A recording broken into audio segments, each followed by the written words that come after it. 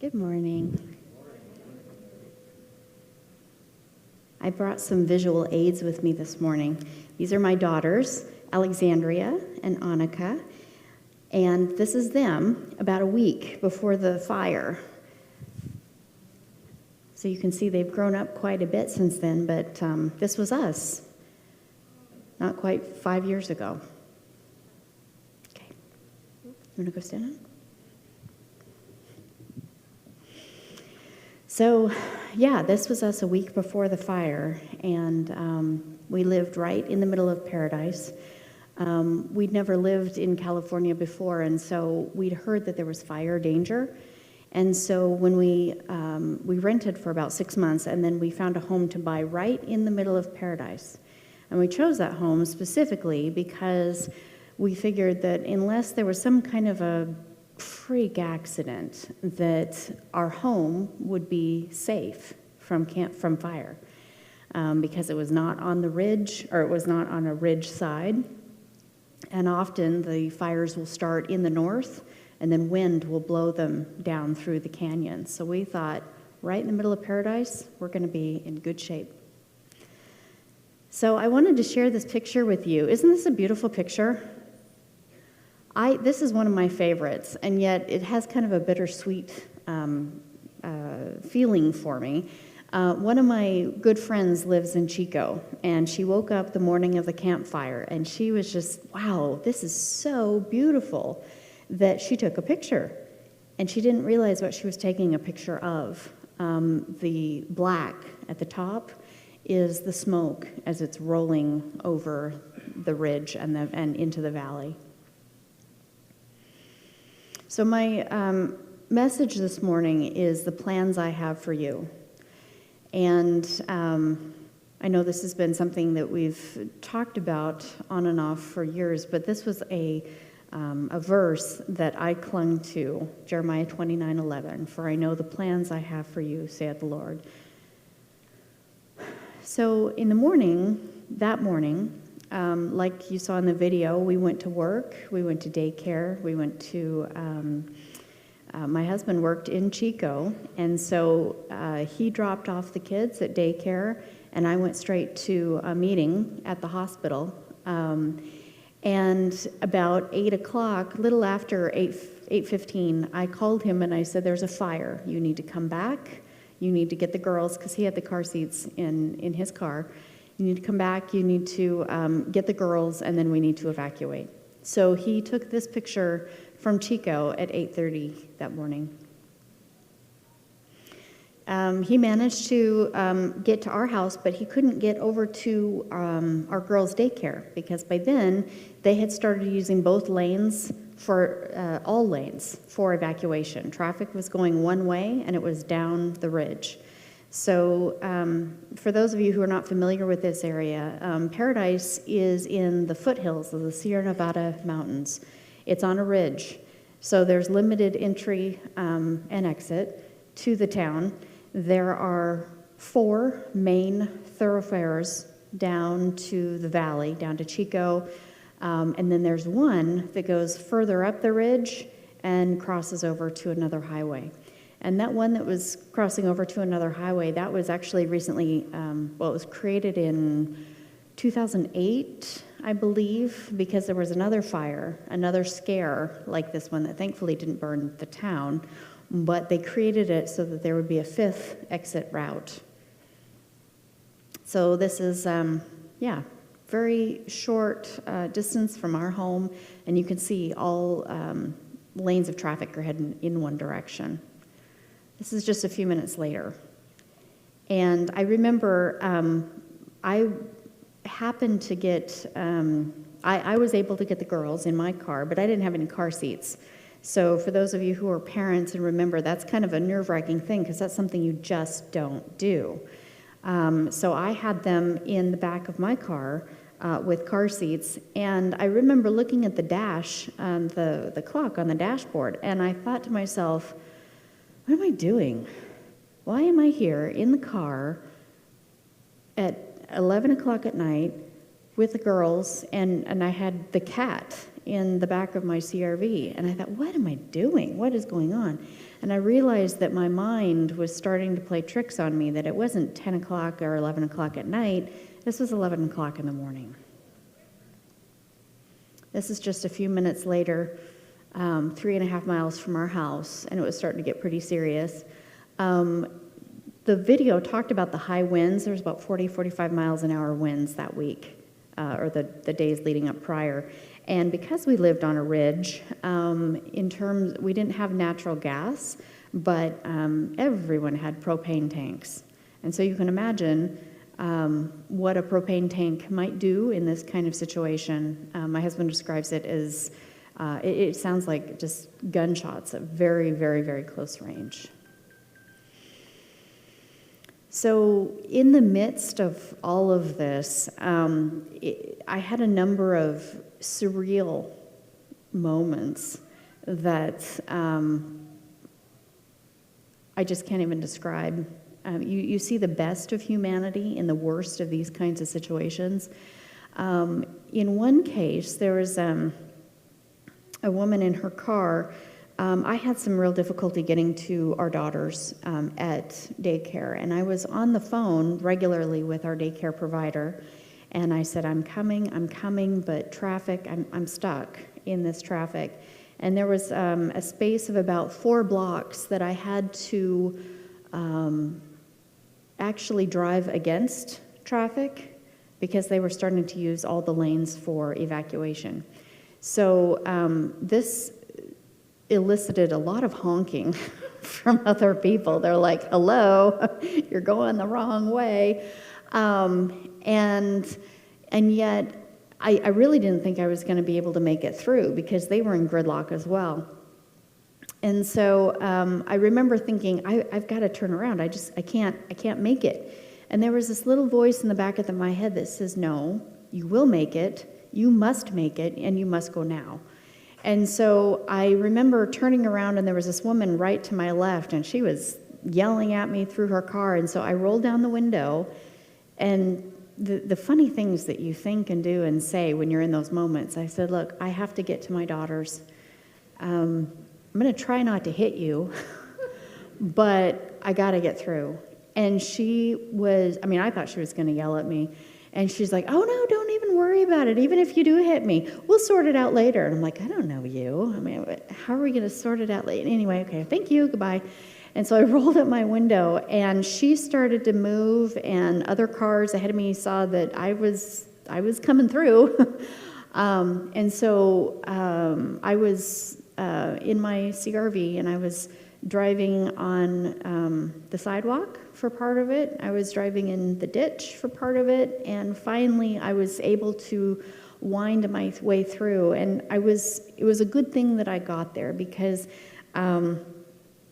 my daughters were 2 and 4 at the time, and they were there with their daycare provider as she was loading her lifelong belongings out of her home and into her car.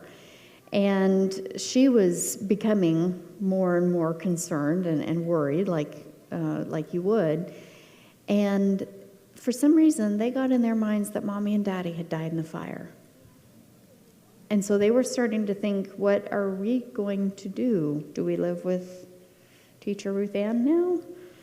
Anyway, so when they saw me get out of the car, I remember Alexandria saying, Mommy, you saved our lives. You came to rescue us. We thought you and Daddy had died in the fire. And Annika couldn't speak at all. She was just shaking. And I said, in that moment, whew, what a gut punch. But in that moment, I said, you know what? Nope, Mommy's fine, Daddy's fine. I just talked to him on the phone, and I said, we're going to get in my car, and we're going to go meet up at with Daddy in Chico. And I said, we're going to meet Daddy at McDonald's. Doesn't that sound exciting? And they're like, yeah, okay. Anyway, in their job, I said, I need you girls to be brave girls, and I need you to do a job for me because Bucky, our cat, he's in the car, and he does not know what's going on. So I need you to tell him that it's okay and that we're all going to be okay. And so anyway, that was their job. But as we got together and we started pulling onto the main street, as we were starting to evacuate, I saw just surreal images that you would never, it was just surreal. And one of them was an individual, it was a man that was out walking his dog. Not even like, he was casually walking his dog. And I thought to myself, it was almost as if God kind of pulled back the curtain, and I could see how in life we go about our lives, and I almost wonder if God sometimes says, like, hello, there is danger all around you. This is not the time to be doing whatever you think is a priority over here. And he was actually walking the wrong direction. He was walking towards the fire, and I just thought, I don't know what is going through this man's mind, but I hope he's, like, not going to put himself into danger here. There was another woman who, it took us what normally takes 30 minutes to get from Paradise to Chico. It took us 4.5 hours to get down because we were in this stop-and-go traffic. And as you saw in the video, it becomes increasingly more alarming because the fire is going faster than we were. You just simply cannot evacuate. There was 27,000 residents in Paradise proper, 70,000 that lived on the ridge in various communities further up. And so you simply cannot evacuate that many people down 4 main evacuation routes. So we finally, after 4.5 hours, got down onto Highway 99. And this, in some ways, was another level of terrifying experience for me because, remember, I had 2 very small children in the back seat without car seats. And if you've lived in California, you know that, and particularly on Highway 99, the speed limit is a suggestion. You go with the flow.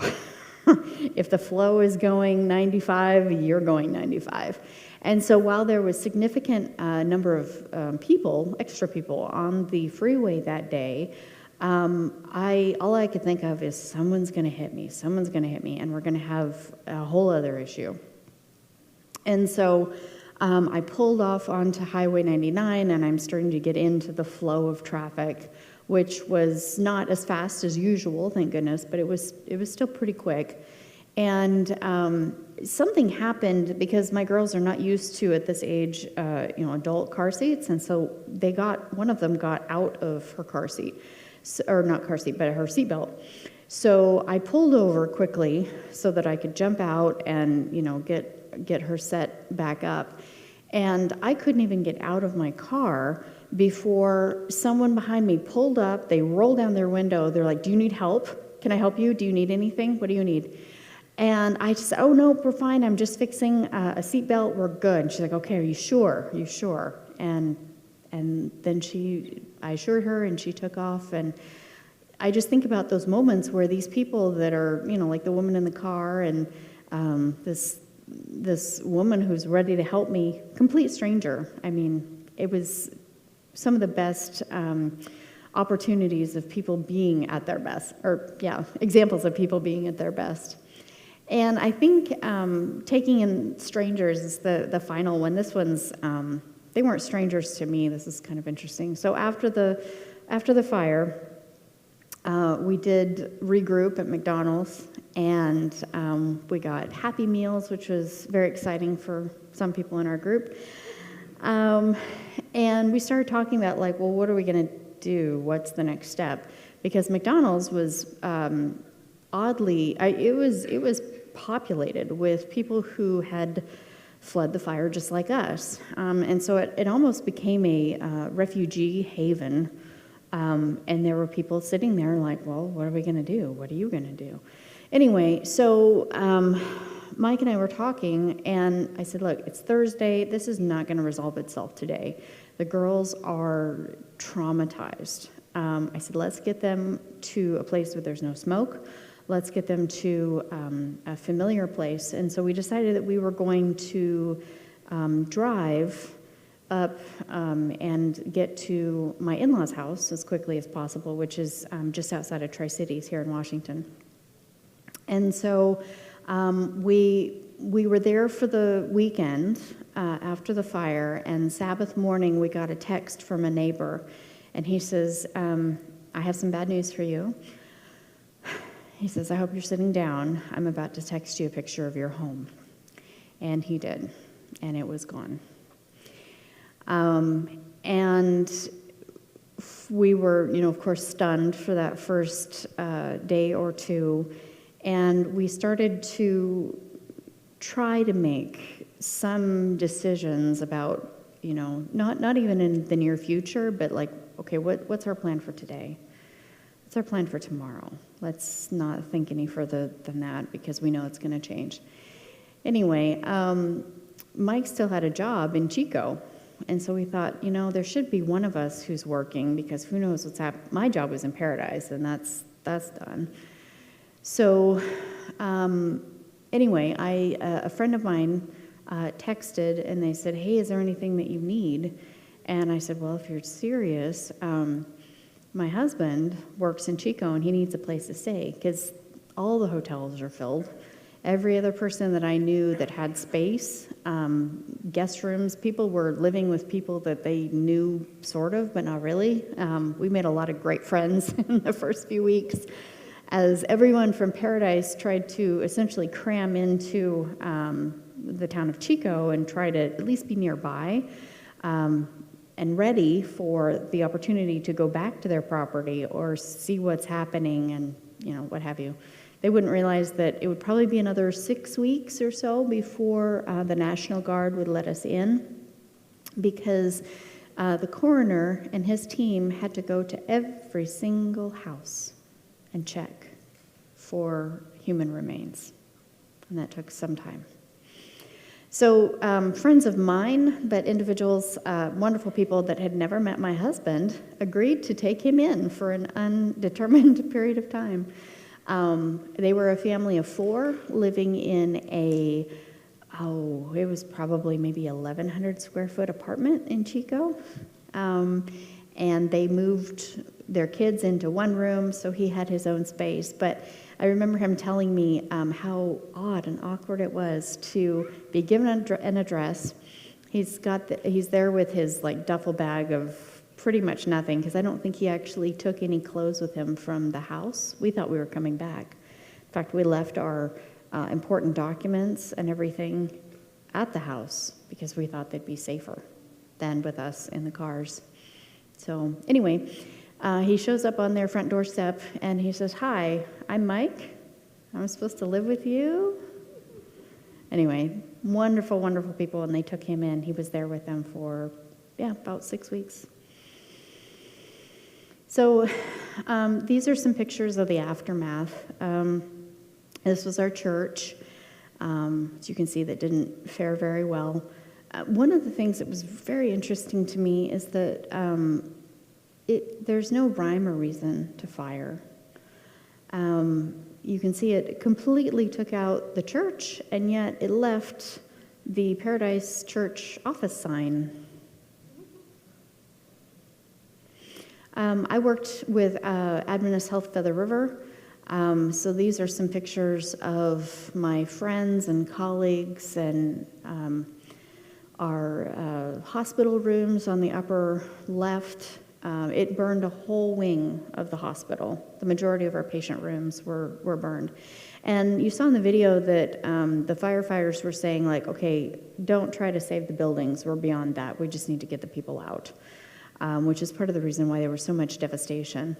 One of our pediatricians and another good friend of mine, she was an administrator, are in the top center, wheeling a patient out from the hospital into they set up kind of a staging area, if you will, up on the helipad because it was away from the trees and it would provide some kind of something of a fire break until ambulances could come. But Ambulances couldn't get there in time, and with the number of patients that were in-house, we had 59 patients in-house that morning. And so very early on, hospital administration says, we've got to get these people out. And so they started putting them in their own personal cars and taking them to Chico. One woman had just had a baby, and so the woman who had the baby was with her OB team, and the baby was sent down to Chico with pediatrics in one of their cars.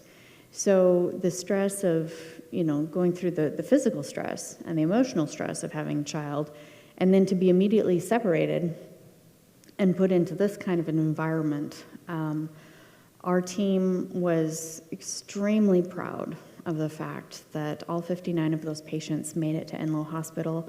We handed them off, and each one that was in our house survived the transition that day. Here's our daycare home, remains of the home. We drove by a few weeks later, and this is what kind of disturbed me, is that, all the play equipment out, all those memories, and then, of course, they're half gone. Here's our house on the left. Here again, the mailbox survived, of all things. Our neighbor, you can't see it in this shot, but our neighbor had a portable basketball hoop, and that survived. So there's no accounting for why things were burned and others weren't. In fact, on our cul-de-sac, we had probably about 10 homes. Every one of those homes was completely gone, except for one, right in the middle. And the only thing that was damaged, apart from the smoke damage, which was significant, but the fire damage, there was just a bubbling of paint on the east side of the house.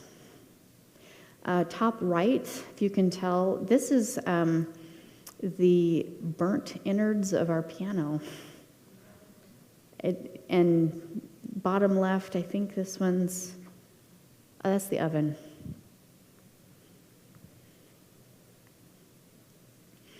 So after 6 weeks, after the coroner had done his work, they allowed you to come in through certain checkpoints, and the first few weeks you were issued a suit, not a hazmat suit, but anyway, some kind of a suit. And then, of course, they recommended you wear boots and everything, because this town, they also had to go through and clear each lot for asbestos. Anyway, so you were wading through feet of muck, and it had rained since then, and the ash, it was muck. So people were trying to go through and save what they could. Well, there's not really a whole lot to save in this. So like in the upper right is Annika's tricycle with training wheels. Upper left. The bottom left is all of my clean dishes that were nicely stacked in the cupboard that are now fused together. The upper right are the things, because Mike was working in Chico and staying with our friends, he would go up periodically after work and, see what there was to see and sift through. So these are some of the things that he found, all, of course, unusable, but it's kind of interesting to see in their broken shape. I think I see some of my wedding china. There's a part of a dish I brought back from Italy, some fall decorations. But anyway, you pick these things up, and they've managed to survive the fire, and then you touch them and lift them, and then they disintegrate in your hands, because that was like the last straw. The bottom right is retaining rock from our property.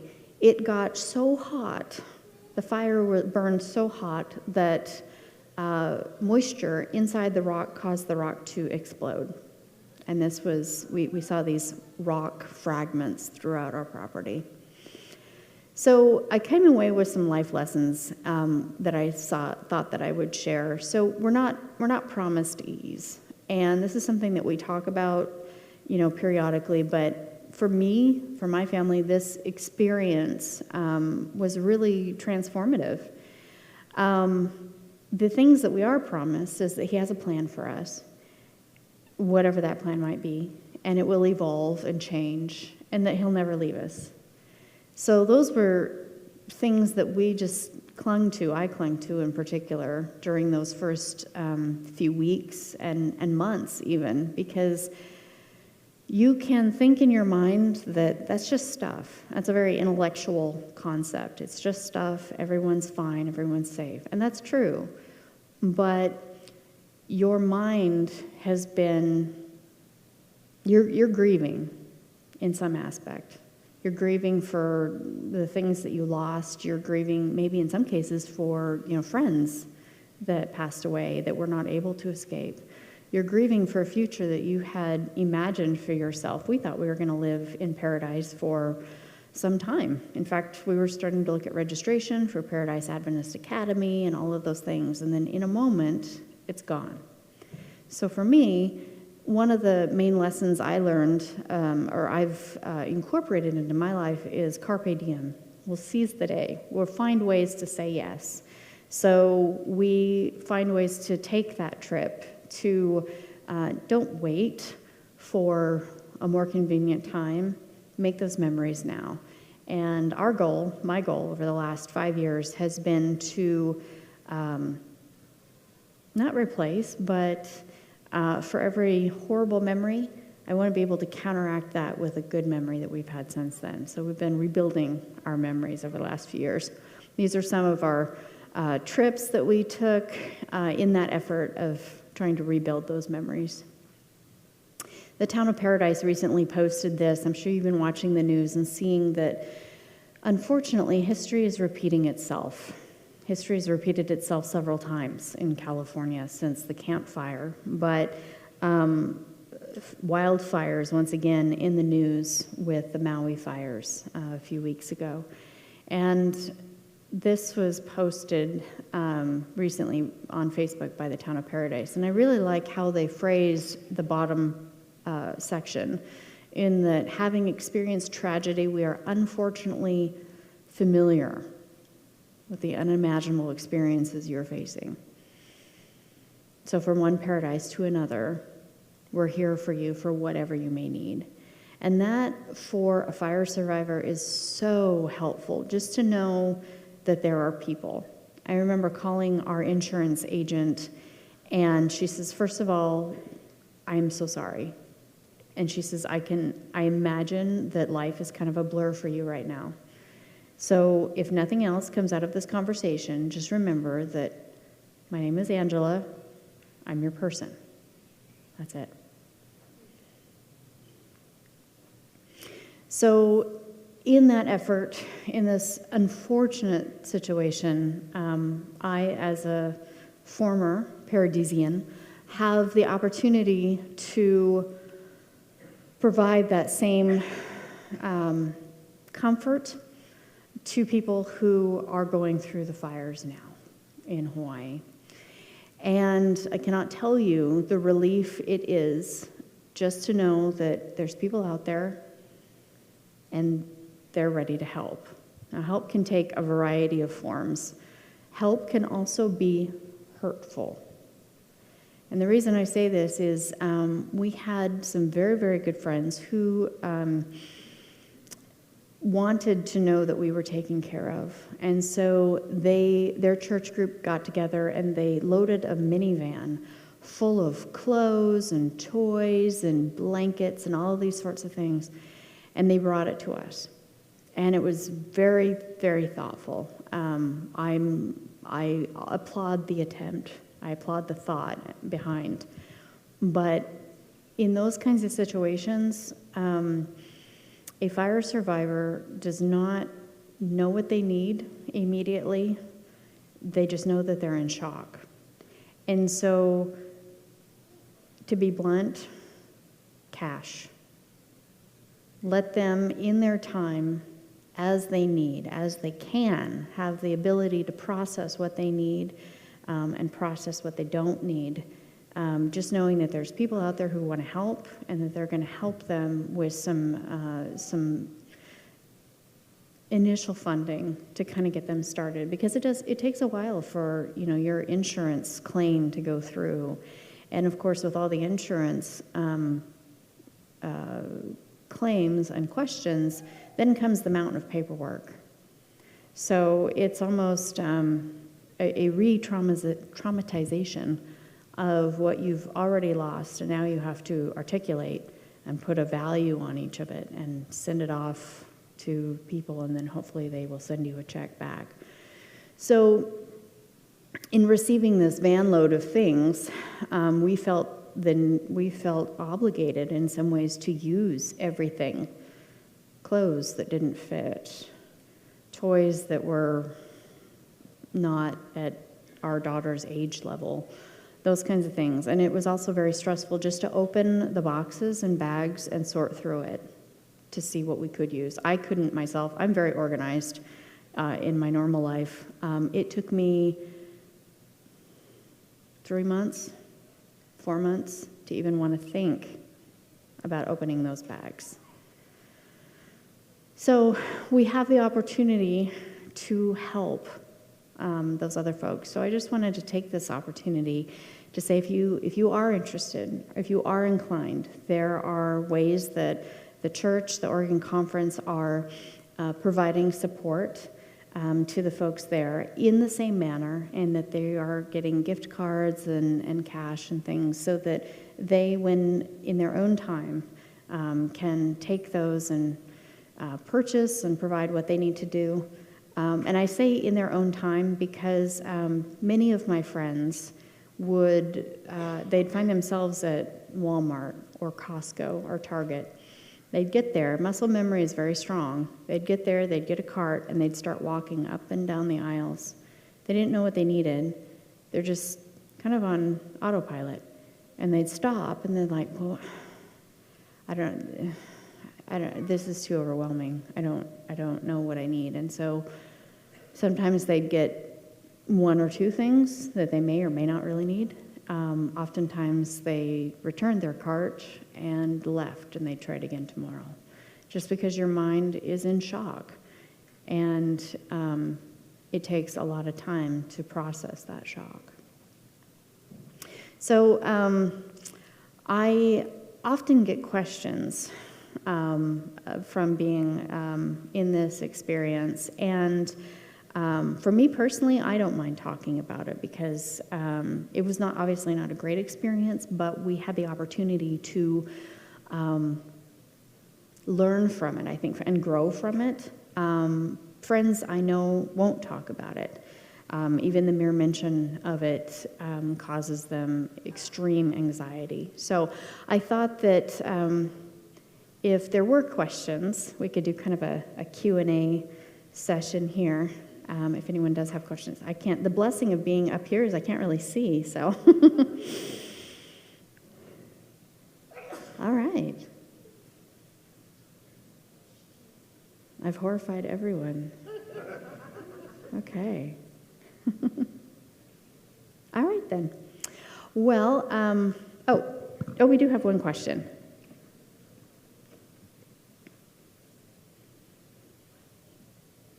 So I understand that the Maui or the Lahaina Adventist Church actually is still standing. So are the donations going to be distributed to the members of the community of that church, or the community who have lost everything and need help? Is that how that is going to be structured? Or yes, that's my understanding. So those funds will go from the Oregon Conference to the Hawaii Conference, and then from there, they're looking at areas of greatest need. And for those of you who don't know, I'm a professional fundraiser, and that was my work with Adventist Health Feather River and the organizations I've worked with since then, which is why I'm going to once again put my plug in for the gala. the areas of greatest need is so powerful because in situations like this, the area of greatest need changes and can change from day to day to day. With Feather River, Adventist Health Feather River, and the foundation I ran there, we saw that it moved from people needing things like blankets and pillows to people needing gift cards, people needing food boxes in some respects because there was simply not enough cooking places to prepare food.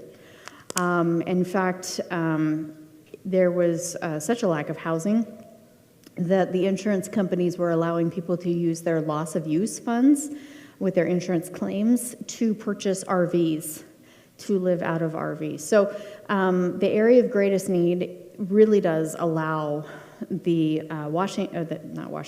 Hawaii Conference, who have the best understanding of the immediate needs as they shift and change. And the needs will shift and change dramatically over the next few months. Any other questions? All righty. Well, I remember when we first moved to this area, to Rainier, which we kind of joked was rainier, everyone said, are you prepared for the rain here? And after this experience, bring it on. We are so excited every time it's cold and wet and rainy. And so, of course, as I mentioned earlier, the threat of fire is always around us. And with the fires that are going on, not only in Maui, but they continue to happen in California. Every year we see the news. Of course, they're happening all over Washington, and it does feel like those borders are coming closer and closer. So anyway, just invite you to pray for those folks, and thank you for the opportunity to share.